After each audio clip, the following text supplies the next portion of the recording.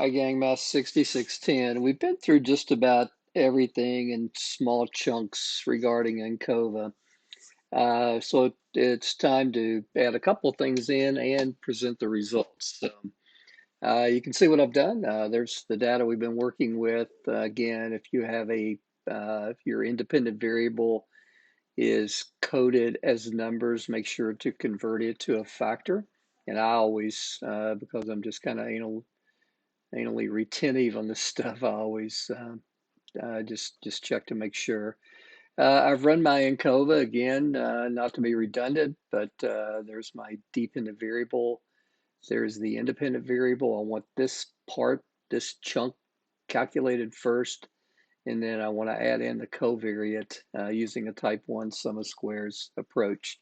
Now, you can see what I've done over here. I just said that a one-way between groups analysis of covariance and ANCOVA techniques were used to examine the difference in mean final exam scores across instructional method while controlling for entering math achievement level as indicated. I promise you I'm not going to read this all to you.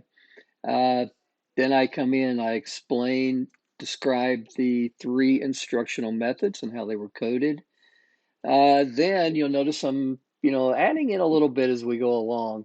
Notice over here I give credit to R for the calculations that I calculate the means and standard deviations as we've done before. So again, to do that, very simple. I think I did this previously, but nevertheless, I will do it again. So there are the means, the standard deviations, extremely easy. And then if we go up and just do length.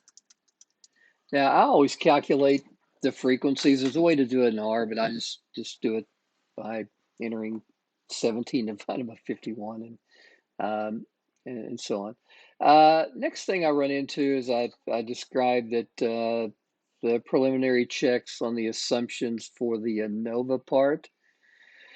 And all I've done here is reported the results from Levine and Shapiro.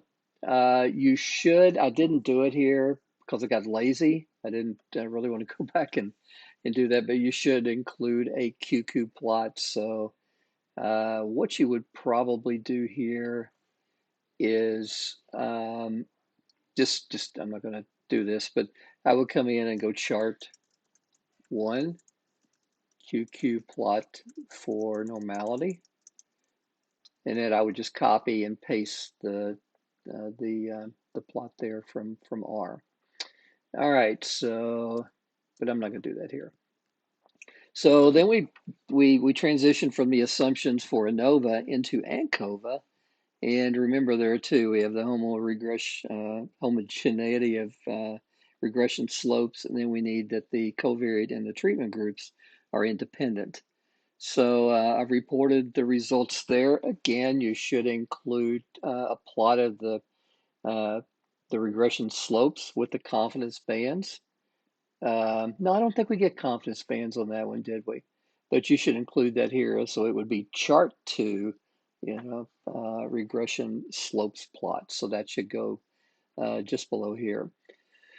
Now we get into well, okay, so right over here, I've run the model. All right, so that's what we're going to go in and explain, describe now. So after adjusting for the covariate math ACT subscore, easy for you to say, there was no significant difference between the three instruction techniques on final exam score. And that obviously comes from the first line. The next thing I do is I explain there was a strong relationship between ACT and final exam. So again, the degree of freedom 147 and the test statistic is 99.65. Level of significance at the 0.001 level. And the eta squareds, actually, I messed up here. That should be partial eta squared and partial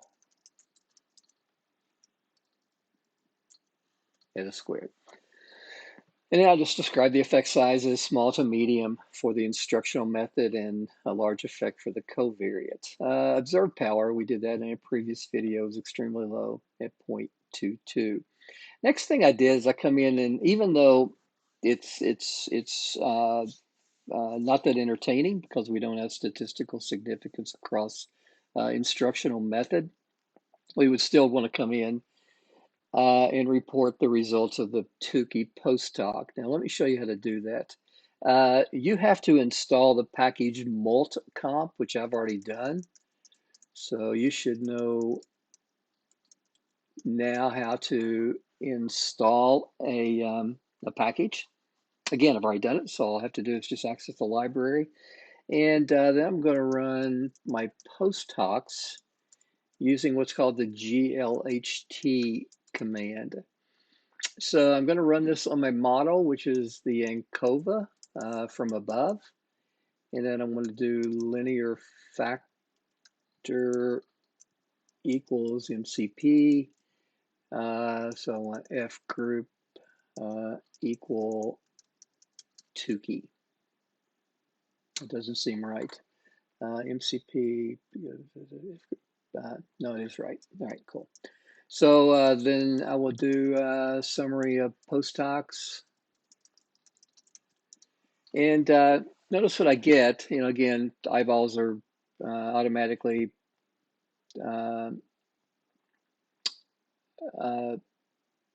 switch attention. Sorry, I'm getting looks like the UPS guys are.